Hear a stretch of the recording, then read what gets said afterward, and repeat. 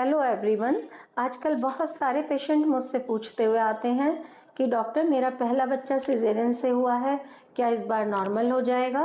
तो मैं उन सबको बताना चाहती हूँ कि ये डिपेंड करता है इस बात पर कि आपका पहला सी सेक्शन क्यों हुआ था। अगर वो किसी ऐसे कॉज के लिए हुआ था जैसे कि आपकी हड्डी छोटी थी तो फिर रिपीट सी सेक्शन होना ही है। अगर इस प्रेगनेंसी में सब कुछ नॉर्मल है तो फिर ये इस बात पे डिपेंड करता है कि पहले सी सेक्शन में क्या टेक्निक फॉलो की गई। जैसे कि आपका जो यूट्रस है उसके ऊपर जो चीरा लगाया गया वो ट्रांसवर्स होना चाहिए, लोअर सेगमेंट पे होना चाहिए। अब इसका क्या मतलब है? इसका मतलब ये है कि यूट्रस के लोअर 1/3 पर आपका जो ट्रांसवर्स इंसिजन है वो बाद में एक स्ट्रॉन्ग स्कार देता है। उसके अलावा ये इस बात पर भी डिपेंड करता है कि आपके यूट्रस को कितनी लेयर में क्लोज किया गया था, 1 लेयर में या 2 लेयर में, क्या धागा या स्यूचर मटेरियल यूज़ किया गया था, क्या यूट्रस जिसने स्टिच किया था उसने स्टिच लाइन में डेसिडुआ को तो इंक्लूड नहीं किया था, क्योंकि डेसिडुआ इंक्लूड कर लें तो वीक स्कार बनता है। क्या हीमोस्टेसिस पुअर था, आपका ब्लीडिंग तो नहीं हो रही थी स्कार से, क्या एंगल्स आपके वीक तो नहीं थे, ओवर एक्सटेंड हो गए थे स्कार के, या फिर इस बात पे भी डिपेंड करता है कि आपको एनीमिया तो नहीं था या प्रोटीन डेफिशिएंसी तो नहीं थी।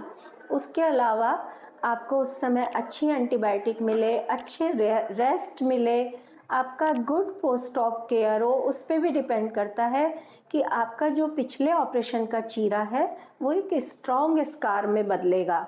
तो इन सब बातों का अगर ध्यान रखा जाए तो आजकल हम पेशेंट्स को स्पॉन्टेनियस लेबर में जाने देते हैं।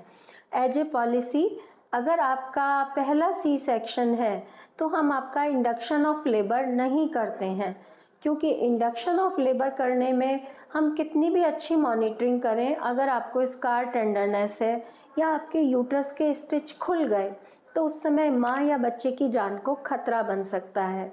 तो हम पेशेंट को नेचुरल लेबर में तो जाने देते हैं, उसके बाद हम उसकी बहुत अच्छी मॉनिटरिंग करते हैं कि सब कुछ ठीक है, यूट्रस का मुंह खुल रहा है, बेबी की हार्ट बीट सही है, बेबी सरक रहा है, तो हम नॉर्मल डिलीवरी करा लेते हैं।